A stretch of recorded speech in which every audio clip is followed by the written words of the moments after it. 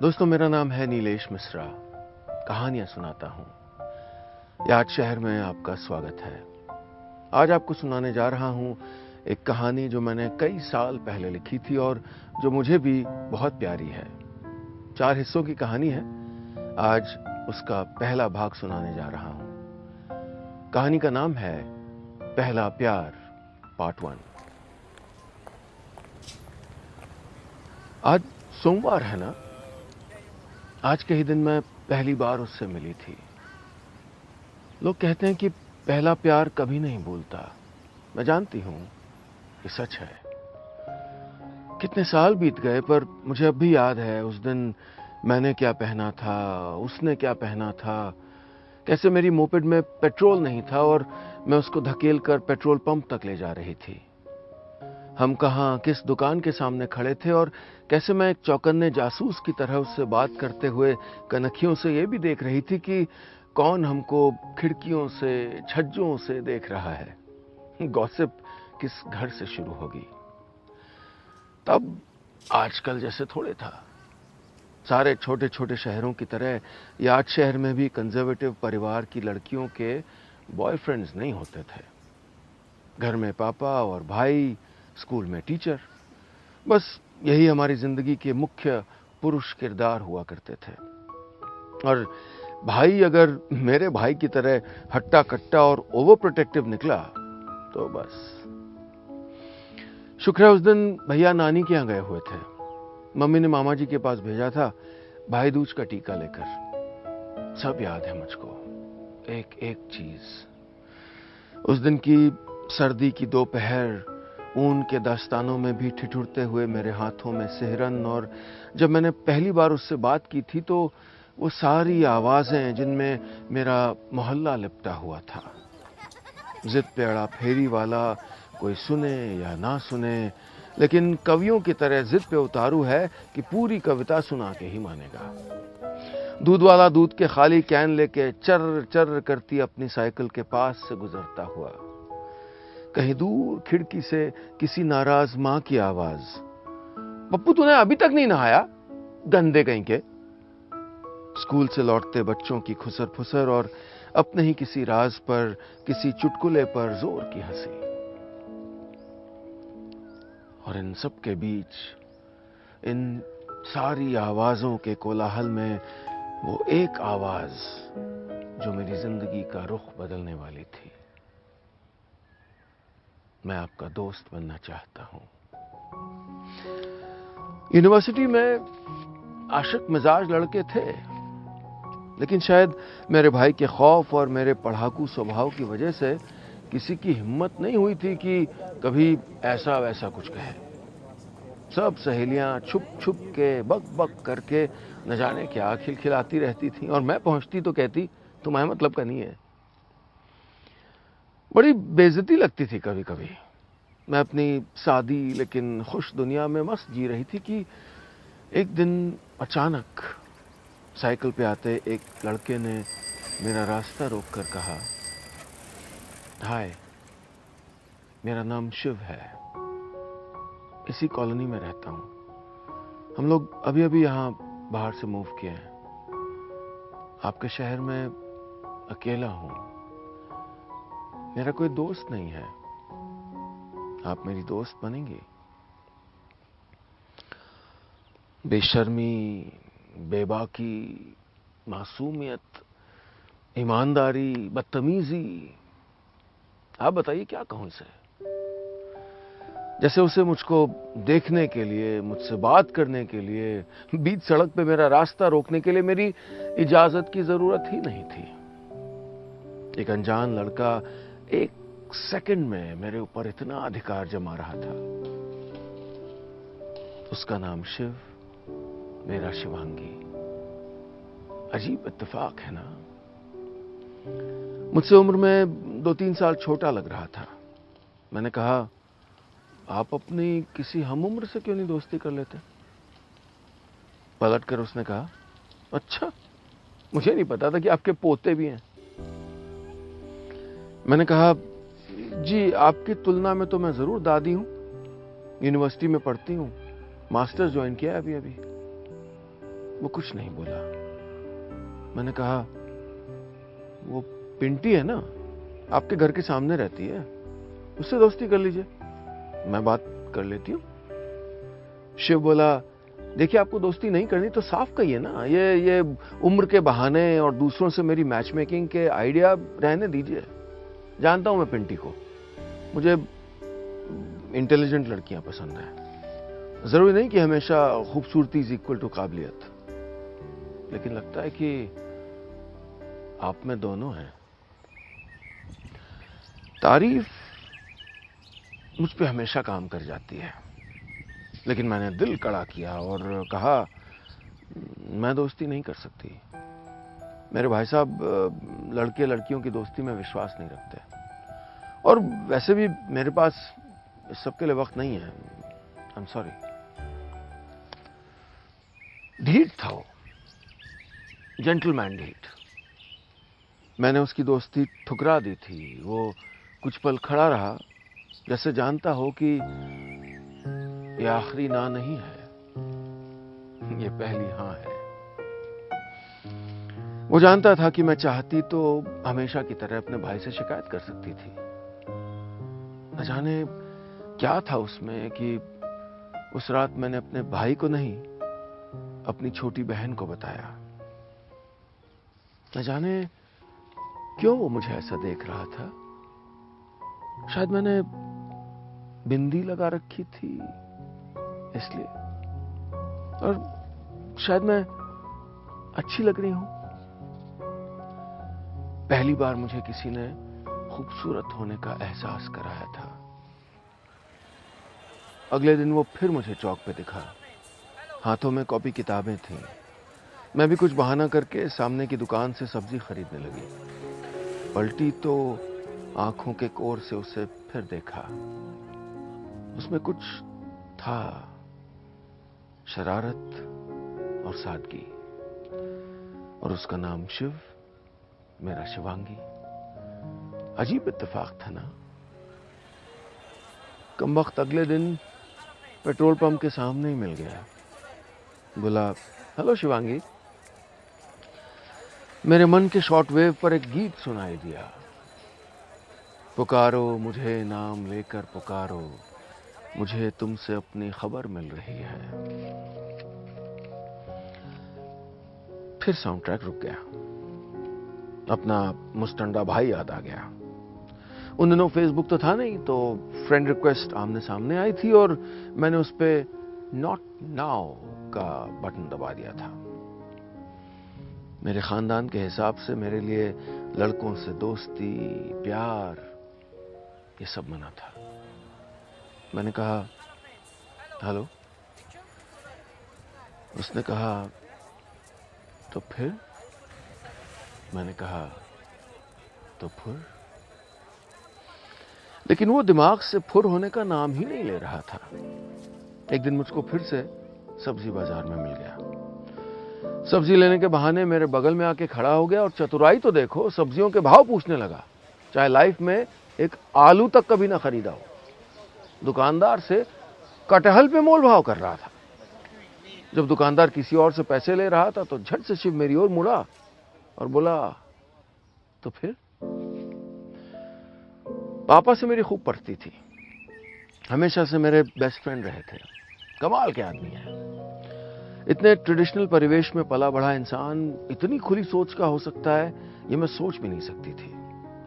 लेकिन शायद वो जानते थे कि जिस दिन माँ बाप अपने बच्चों पर भरोसा करना शुरू कर देते हैं, उस दिन वो उनके सबसे अच्छे दोस्त बन जाते हैं। पापा इसीलिए बचपन से मेरे सबसे अच्छे दोस्त थे।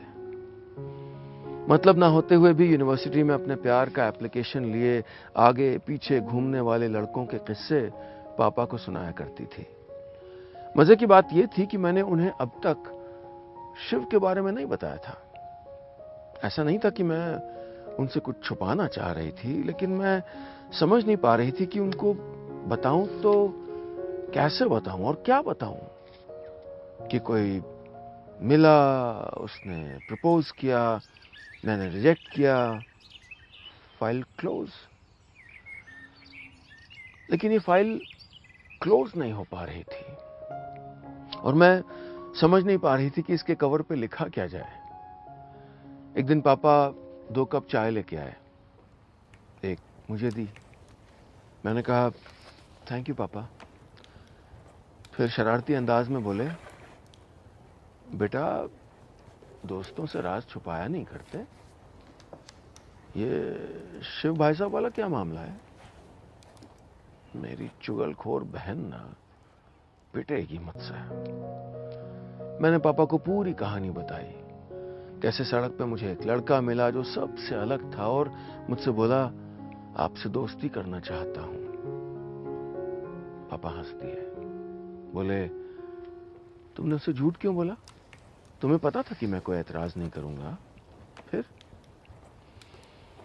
मैं पापा को बता ही नहीं पाई कि मन में कहीं ना कहीं मैं जानती थी कि दोस्ती तो वो चाहता था। मुझे तो उससे पहली नजर में पहला प्यार हो गया था। मैं सड़क के बीचों बीच खड़े उस एक छोटे से खूबसूरत लम्हे में जान गई थी कि उसे सिर्फ दोस्ती चाहिए थी और मुझे प्यार। फिर हमारे बीच उम्र का फासला भी तो था। क्यों लाइफ इतनी कॉम्प्लिकेट करनी? इसलिए निप इन द बड। अच्छा माली ऐसे खतरनाक पौधे को जड़ से ही काट देता है और मुझको गाड़ने का बहुत शौक है। मैंने हंस के पापा को टाल दिया, बोले चलो अच्छा ही हुआ दोस्ती का सिलसिला शुरू नहीं हुआ। आज मकान मालिक आए थे, कह रहे थे उनकी बेटी अमेरिका से पढ़ के वापस आ रही है तो उनको बड़ा घर चाहिए। हमें ये मकान खाली करना होगा, कहीं और जाना होगा। कितनी बेवकूफ हूं मैं। हां, मैं एक जाने पहचाने मोहल्ले और एक अनजाने लड़के को छोड़ के जा रही थी, पर क्यों मेरी आंखों में आंसू आ गए थे बाथरूम में खड़े खड़े उस रात? रिश्ता तो था नहीं तो टूटने का क्या गम? वो तो दोस्त भी नहीं था, प्यार से बिछड़ जाने की कसक क्यों? प्यार क्या, तुम तो दोस्ती भी नहीं करना चाहती थी ना शिवांगी। और वो निकम्मा प्यार नहीं सिर्फ दोस्ती करना चाहता था। तो अचानक डायरी क्यों लिखना शुरू कर दिया? अचानक सैड सॉन्ग्स क्यों सुनने लगी? जब सबके कहने पर पिंटी की शादी में लेडी संगीत के लिए डांस करने के लिए खड़ी हुई थी तो बस उसी का ख्याल क्यों आया था? पापा ने जल्दी ही किराए का घर ढूंढ लिया। बड़ा सा बारामदा था वहां, उसके आगे ठीक ठाक साइज का लॉन भी था। मुझे पहली बार अपना कमरा भी मिलने वाला था। खुली खुली कॉलोनी में था, हर मायने में अपने मोहल्ले से अच्छा। तो मैं खुश क्यों नहीं थी? 2-4 बार मिला एक लड़का अचानक इतना इंपॉर्टेंट क्यों हो गया था मेरे लिए? मैं एक समझदारी का पुलिंदा, ये क्या बेवकूफी कर रही थी मैं? मुझे पीएचडी करनी थी, आगे नौकरी करनी थी, कहीं लेक्चरर बनना था। ये क्या टीनेज वाले बकवास शौक में उलझती जा रही थी मैं? और वैसे भी क्या गारंटी है कि वो ठीक ठाक लड़का था जिसको छोड़ने का मुझे गम हो रहा था? हम लड़कियां भी ना। पुराना घर छोड़ते वक्त मैं ऐसे रोई जैसे बहू बनकर अपनी दहलीज छोड़ रही हूं। पापा की भी आंखें नम थीं, लेकिन आंख में कंकड़ है ये कह के छुपा गए। हम दोनों के आंसुओं के कारण थोड़े अलग थे। उनके लिए ये घर उनके परिवार का हिस्सा था। 25 साल पहले उन्होंने अपनी छोटी सी नौकरी में एक बड़ा सा सपना देखा और ये बड़ा सा घर ले लिया था। वो घर जहां हम सबका जन्म हुआ। पापा ने उन दिनों अपनी हैसियत से कुछ ज्यादा पांव फैलाकर ये घर लिया था। चाहते थे कि मेरी मां को तकलीफ ना हो। नए घर में बारामदा हो, सुबह की धूप में कम से कम बारामदे में एक एक कप चाय तो साथ साथ पी सकें। जब घर का काम करते करते थक जाएं तो मां कम से कम अपनी फटी हुई एड़ियों की धूप में मालिश तो कर सकें। पापा चाहते थे कि माँ यहीं पर अपनी सहेलियों से बातें करें, दिन भर इसी बारामदे में हमारे लिए स्वेटर बुने। यही छोटी छोटी बातें तो प्यार होती है ना। लड़कियां अक्सर सबसे ज्यादा उसको पसंद करती हैं जिसमें उन्हें उनके पिता की छवि दिखती है।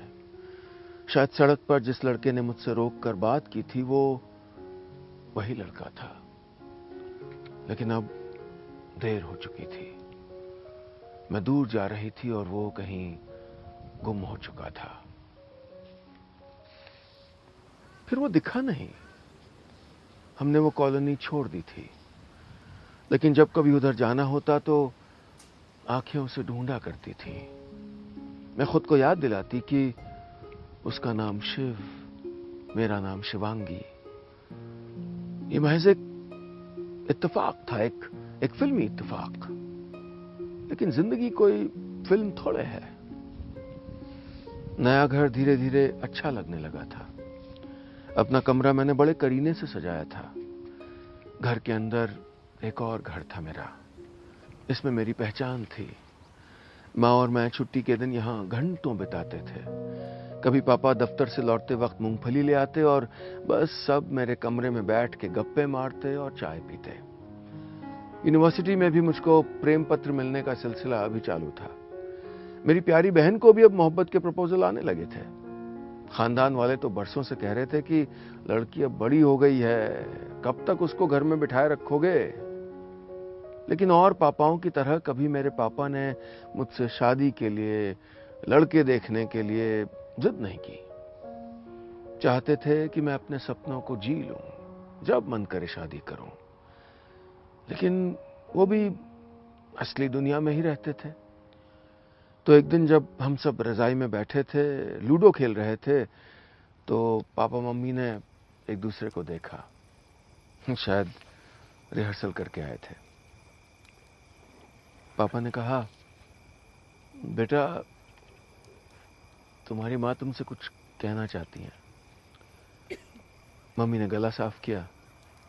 कुछ कहती इससे पहले मैंने ही कहा, पापा मम्मी मुझसे जबरदस्ती मत करना। मुझे पता है करोगे भी नहीं। जिस लड़के की बात तुम करने वाले हो उससे जरूर मिल लूंगी, पर मुझे शादी के सुपरमार्केट में खड़ा मत करना। पापा मम्मी बड़े खुश। मान गई भाई, मान गई। पापा ने आगे बढ़ के मेरा माथा चूम लिया। 2 सेकंड बाद बत्ती चली गई। दरवाजे पर घंटी बजी। मैं आलस में झुंझलाते हुए गरम रजाई से उठी, बालकनी पर गई और नीचे देखा। अपनी साइकिल खड़ी करके दरवाजे की ओर उम्मीद से देखते हुए शिव खड़ा था। दोस्तों, ये था इस कहानी का पहला हिस्सा, पहला प्यार पार्ट 1। इसके आगे का हिस्सा सुनाऊंगा अगली कहानी में, जिसका नाम है पहला प्यार पार्ट 2।